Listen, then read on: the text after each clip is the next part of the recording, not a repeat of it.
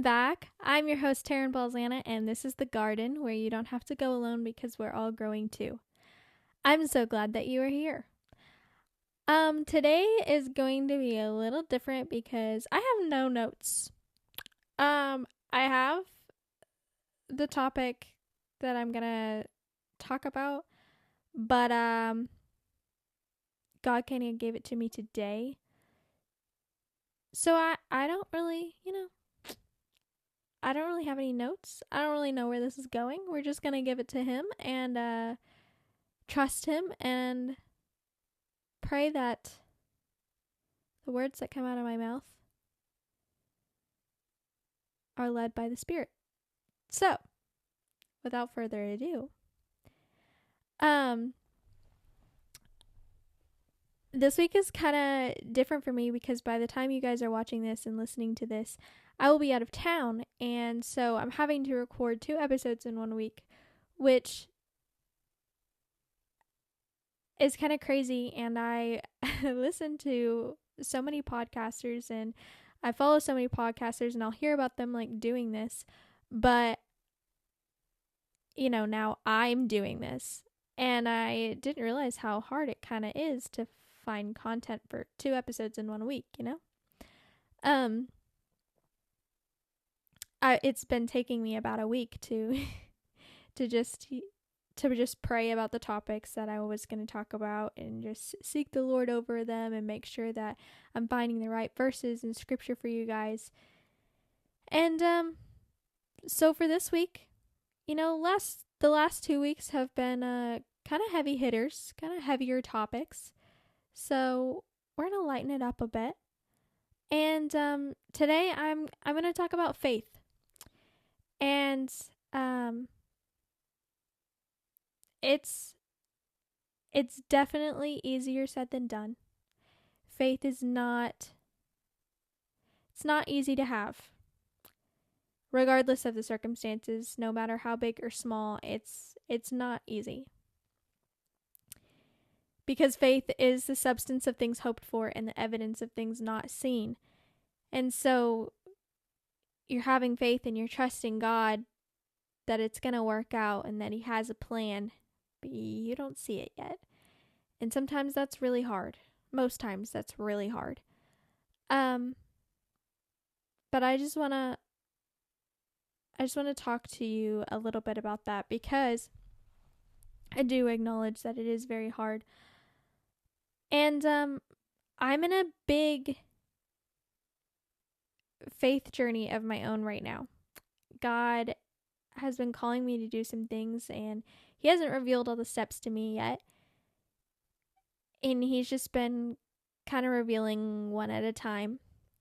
And so I've been taking them, but I don't really know what's next. So I'm really just trusting him and having faith, and I know that, he's going to work it all out. But it is hard, especially when you are, when you're telling other people and they don't really understand. And that's probably one of the things that I personally am struggling with the most is when people ask me what's next and I'm like, I don't know, but I know that God has a plan. And if they don't have the same faith as you, they're not going to understand that and they're going to think you're crazy. But if you just say that you don't have a plan, they're going to think you're crazy anyways. So you might as well say, but I know that God does. Because then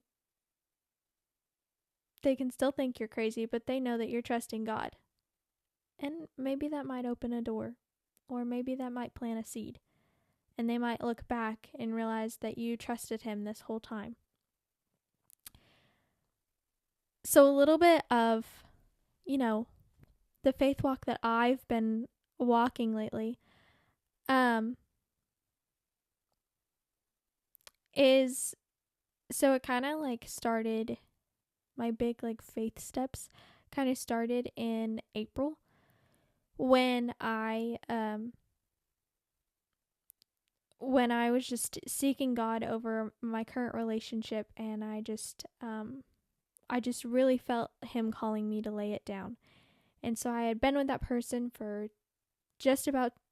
we were coming up on 2 years. And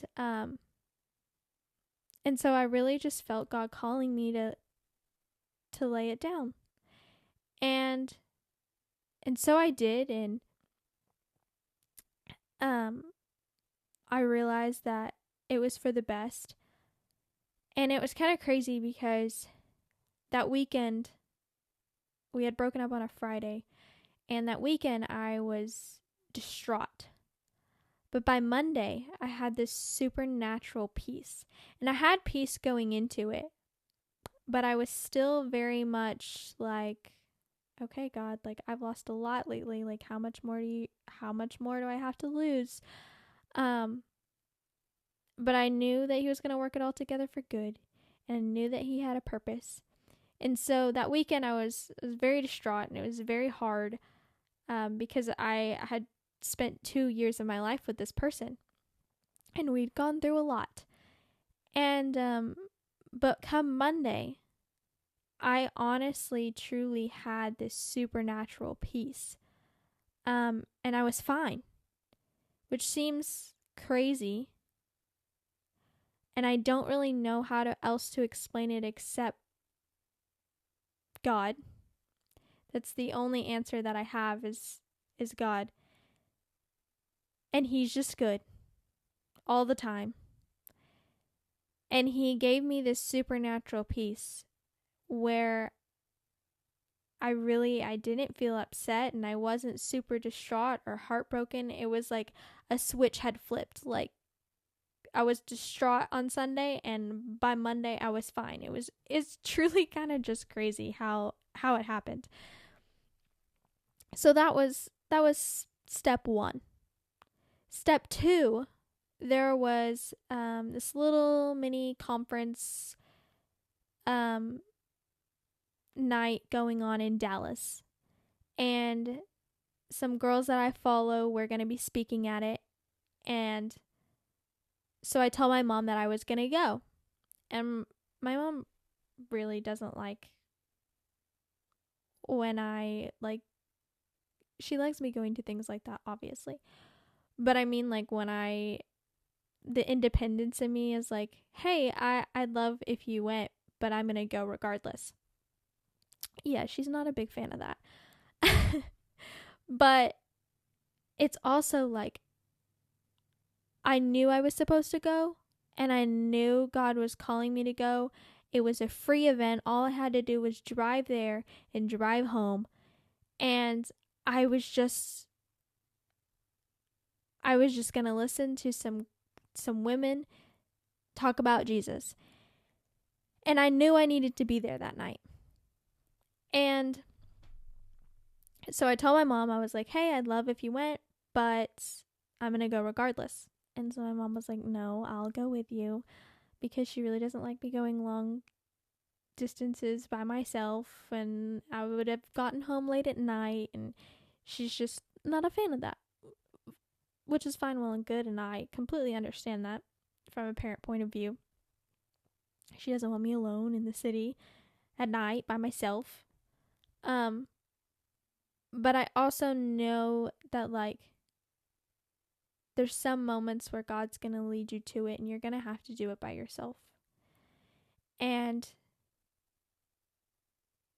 if God led you to it, you got to trust that he's going to lead you through it. And so if my mom couldn't go, I was going to trust that I was going to make it safely.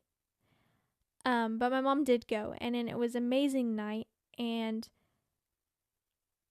just everything talked about was spot on, and what I needed to hear. And then I had gotten there early, and so I got to have some one-on-one conversations, and they were truly God-breathed. I just felt the presence of God in the midst of those conversations, and I felt like he was talking through them right to me. And it was amazing because, you know, I just had ended up watching one of their Instagram stories, and I saw the event, and it was free, and it was only like, I think it was literally the next week when I had found it. And I was just like, I'm going to go. I'm going to do it. It's on a Tuesday night. I'm going to have to take off work early and then drive back home and go to work the next day. It's all the way in Dallas, but I'm going to do it. And I also think taking those like little steps of faith give you endurance and build your stamina to take the big steps of faith. So whatever whatever God has in store for you, if right now he's telling you to go sit next to that person, maybe in the airport, or you're in the cafeteria at lunch, or you walk into the doctor's office waiting room and God tells you to go sit next to that person, or pay for that person's meal, or whatever the little step of faith is that he's leading you to now, your obedience in that is going to build your stamina and your endurance for the bigger steps of faith when he asks you to drive across country and visit a family friend, or move to a different state, or quit your job. And we're getting to that. And so I find those little steps of faith, so I've grown to find them so fun because I know that God's going to call me to bigger things. And so then I get excited. I'm like, all right, I did it. And it's like, kind of, you're on this like high where, all right, I did it. I can do it. God led me through it. And, he showed up. And so what's next, God? And I love just watching him work because he is always working. And if you're paying attention, he's working in more things than you even realize. And I love watching him work. And so I had went that night and everything, and it was, like I said, it was truly God breathed. And I ended up building some beautiful friendships and just getting to have conversations with people. And I felt all the reassurance that was where I was supposed to be, and just God starting to reveal more and more of his plan, bits and pieces. And so that kind of that was kind of like God's little hint towards this podcast. And I've wanted to start a podcast, and I felt like that was the route that God had for me for a while. I just didn't know how, and I didn't know anything about it. And so that was kind of the podcast was kind of my hint for it at that night, if that makes sense. It was about like a month later where I ended up starting the podcast. And so that was just super cool, where God will just give you these little hints of life for what he has next in store for you. I remember another time where I went to something that I knew I was supposed to go to. And again, my mom wasn't a fan, but we had Elevation Church does these elevation nights, and they've been doing them for the past couple years, where they just travel around the country and go to different states, and they just have a night of worship, and then Pastor Furtick will teach. And so I've listened to him for years and years and years, and he's gotten me through a lot. And his messages have just, God's brought them to me right when I've needed them most, more times than I can even count. And so they were having one in Tulsa, and I was going to college in Oklahoma City. And I remember finding out about it and telling my mom and dad, like, I think it was like a month ahead of time. And I was like, Mom, we have to go. And so she told me to get 4 tickets. I could bring a friend, and then her and dad would go. Well, I don't even remember what happened, but my parents couldn't end up going, and my friend couldn't end up going. And so mom was like, we'll see if you can try to like sell the other tickets. And I was like, oh, I'm going regardless. Like, I am going. I'm not missing this opportunity.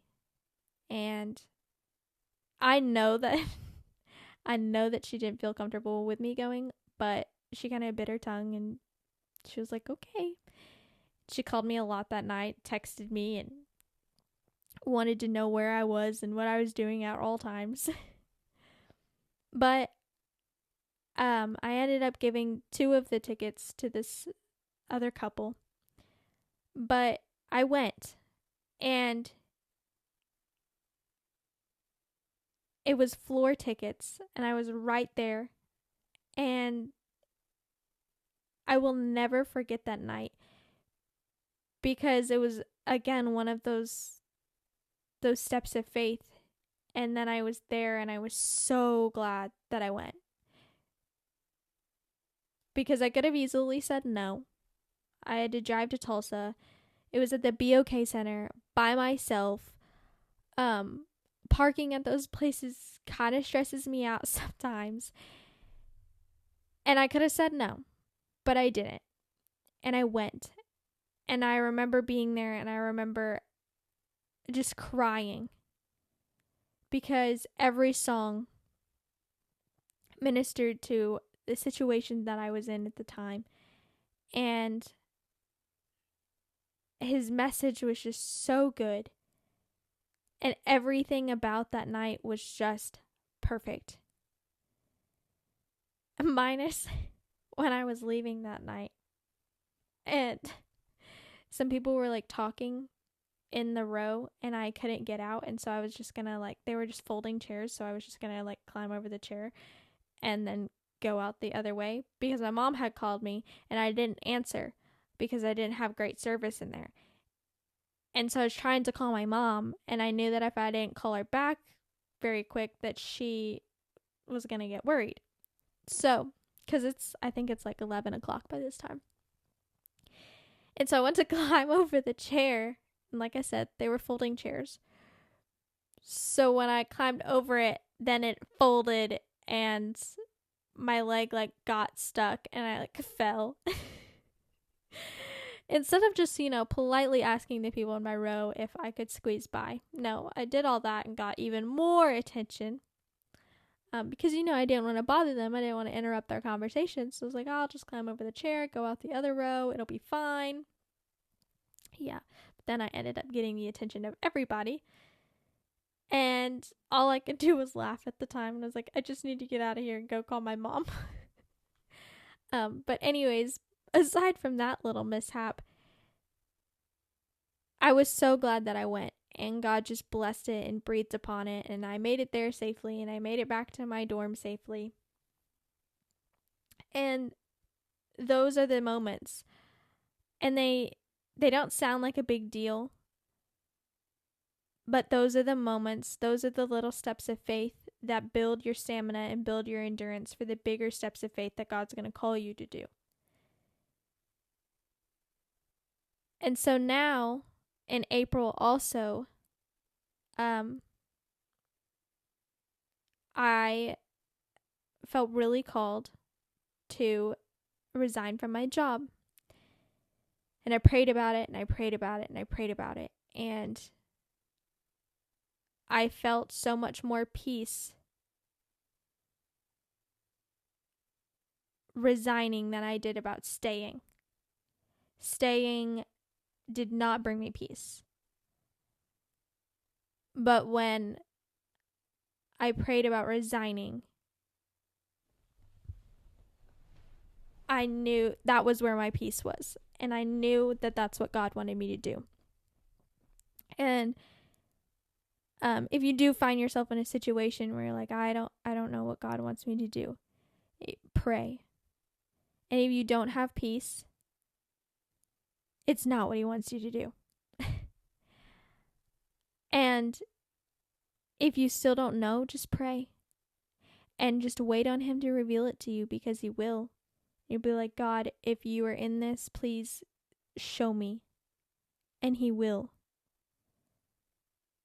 But also, if you're not seeing him, or he's not showing up yet, he's probably not in it. So just gonna, that's for somebody. But I had so much peace about resigning from my job, and all of my coworkers were like, well, what are you going to do now? Do you have something else lined up? No, not really. I have a little side job where I am a private contractor, so I can kind of work as much or as little as I want, but also when they need help. It's not full time. But it's a bridge. And so I have a bridge. But when you're telling other people who don't necessarily have, faith in God, or God isn't at the center of their lives and their decisions, they're not going to understand when you put him at the center of yours.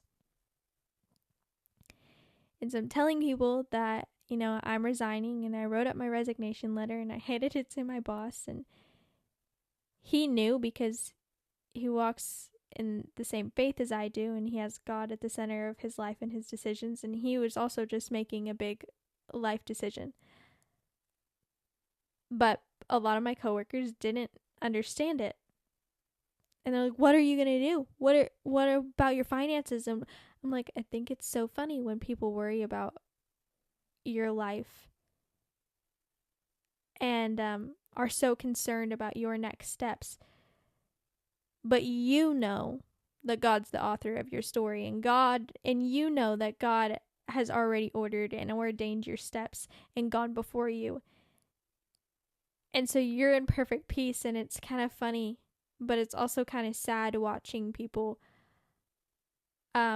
stress about your life and your decisions, because you know that they're not operating with that same peace and that same assurance that God has already gone before, and he has already ordained my steps. And so I can step out and do this because I have peace about it, and I've prayed about it, and I've sought him over it, and I know that it's what he wants me to do. But it's hard when you have other people in your life who don't walk that same walk. And so that's even something that I find myself struggling with, is almost like stifling my faith, because I know that people are not going to understand. And I was taking a shower today, and I kind of had this revelation that it's like, well, they think I'm crazy already for that decision. So I might as well just give it to God, and I might as well just tell them that it's because that's what his plan is for me, and tell them that's what I felt led to do, and tell them that I prayed about it, because they're going to think I'm crazy regardless. So they might as well think I'm a crazy Jesus freak other than just plain crazy. You might as well get to share God with them in the moment while telling them about your next steps, rather than just telling them about your next steps and they think you're some naive, rash decision maker. And that is what people will think if they do not have the same walk with God that you do. If God is not at the center of their life and their decisions, then they're going to think that you're naive and that you're oblivious and that you're just making this rash decision. And I think that's what a lot of people thought that I was doing, because, I'm 22. I'm young, and I'm single, and I don't have kids. And so I could make these rash decisions and it wouldn't be the end of the world. But it's not just a rash decision. It's what God called me to do. And I know that, and he knows that. And those that walk the same walk as I do know that. But not everyone's going to understand that. And that's okay. That's okay. What I want to encourage you to do is not let society and others pour water on your fire for God. Let it rage. Let it burn. Walk it out. Because if you feel peace about it, that's all that matters. I live for an audience of one. I have a great high respect for my parents, of their opinions and their advice, and I know that the advice and the counsel they give me is godly advice and counsel. But I also know that they're not going to understand every decision or every step that God calls me to make. And that's okay. Because at the end of the day, all I'm worried about pleasing is Him. I stand and fall before Him. And there's a lot of people I have in the crowd, but He's the only one that I'm worried about impressing. The only one I want to live for. And like I said, I am working on it too. And so I am preaching to myself as much as I'm telling you this and trying to encourage you. This is also just as much for me. Because I'm not perfect, and I still find myself kind of stumbling over my words when people ask me, well, what's next? Well, what are you going to do? And this summer I'm doing a lot of traveling, and I'm kind of like going all over the country. And it's all trips that I feel complete peace about. And I'm super excited for. But when I get home at the end of July, I have no idea what's next. No idea. Maybe in the one of the many places I go to this summer, God will reveal it to me. Or in something that I do. I have no idea. But I know that I'm just going to walk out the steps that He's led me to so far. And I'm going to trust Him with the rest. Matthew 6:33-34 says, "Seek first the kingdom of God and His righteousness, and all these things will be added unto you." And then Matthew 6:34 says, "Therefore do not worry about tomorrow, for tomorrow will worry about itself. Today's trouble is enough for today." I literally have it tattooed on my arm. And the first time I ever heard that and it ever really truly resonated with me, it just clicked, was when my grandma had dementia, and she was basically on her deathbed. And at the end of all my grandparents' life, we've brought them. They've been in our house and we've taken care of them. And so she was in our house and we were taking care of her, and we just want them to be comfortable. And so she had dementia for a few years, and it just wasn't a quality life. And it was really just me and my parents were her main caretakers. We had put her in the nursing home for a while, but we had brought her back home, and we were her main caretakers. And taking care of an elderly person in general is no small feat, but taking care of an elderly person with dementia who really can't function on their own is really no small feat. And so that's what we were doing. Well, towards the end of her days, she just slept. And she would maybe wake up for a couple minutes here and there, but she just slept. And I had to walk past her room to go to the kitchen or anything. And so I walked past her room frequently. And sometimes I would just kind of be like scared because I didn't know if when I walked past she was going to still be breathing. And so when I would walk past, I'd kind of stand in the doorway for a minute and I'd look at her and I'd see if she was still breathing. And I remember honestly just praying to God, like, God, this is not a quality of life for her. Like, as morbid as it sounds, like, please just take her home. Take her home where then she's going to be whole and well. And she doesn't have to be here suffering and not knowing who anyone is or anything is. And she can just be walking with you. And so I remember just praying that for days. And one morning before school, I woke up and I listened to a message, and I think the message was called expiration date, I believe. And it was that, and it's funny because before I went to school, I wrote this on a piece of paper, and it's still hanging in our house today. And which is also when I heard this verse for the first time, Matthew 6:34. Don't worry about tomorrow, for tomorrow will worry about itself. Today's trouble is enough for today.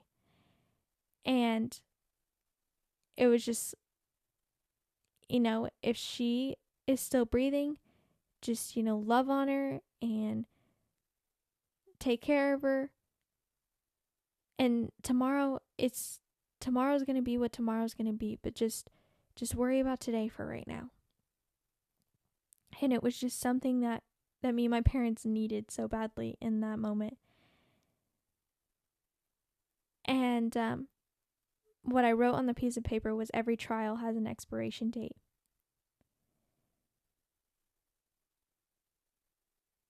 And so even if you feel like you don't feel God, even if you feel like he isn't there, you're wondering where he is, you're going through all these things, and you feel like your life is just falling apart and the walls around you are just crumbling. I want to tell you that I've been there a few times. But I want to tell you to have faith and to trust him in whatever it looks like right now. Trust him for the right job, opportunity, or position. Trust him for the right boss. Trust him for your future husband. Trust him for your kids. Trust him for your college. Trust him for your friends. Trust him that, when you get in your car, it's going to get you where you need to go. If you have plans this weekend with your kids, trust him that the weather's going to be beautiful. Whatever, no matter how big or small, trust him. But the small things, they help you build the stamina and the endurance for the big things. And when the big things do come, look back on the time where you trusted him for the beautiful weather and he provided. Or you trusted him that you weren't going to miss your plane and he provided. Trust him. Because I promise you that there's little scenarios that you can look back on where he showed up. And maybe you weren't even paying attention to him at the time. Where you ended up being late to work. But come to find out, if you had left any earlier, you would have gotten in a car wreck. There was somebody that got in an accident. And that would have been you if you left any earlier. Things like that where God's timing is perfect. And I have no idea what's next. And sometimes people, they don't want to tell about what God's doing because they don't know what's next. And so they just are going to wait until God puts all the pieces together. But I wanted to come on here and let you know that I don't know what's next. But this is what he has led me to right now. And I want you to also find comfort and peace in that if you don't know what's next, you're not alone. You're in good company. Because when he does reveal it to me, I can't wait to get back on here and to tell you what he did. to tell you how he worked, because I know that he's going to show up and he's going to show out, because that's what he always does, because he's God and he never ceases to amaze me.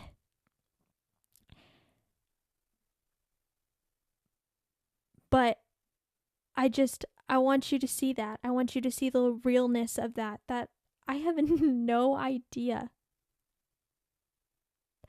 All I know is that I'm seeking him first and that I'm following him, and that this is what he's led me to so far. And this is a beautiful place to be, and I am super content with that. Contentness is another thing that he's been working on in me, is just being content where I'm at. And for the first time in a long time, I am not longing for marriage or longing for children as much as I can't wait until those two things become my reality. I'm just content in his presence, walking with him, knowing that he's got a plan and I don't need to know all the steps. I just know that he's already wrote my story. And so I'm going to put down my pencil, because there's no sense in both of us writing a story when his is going to be so much better. When his version is going to be so much better. His thoughts are not our thoughts. And his ways are higher than our ways. Forget what I got planned. I want what he's got planned.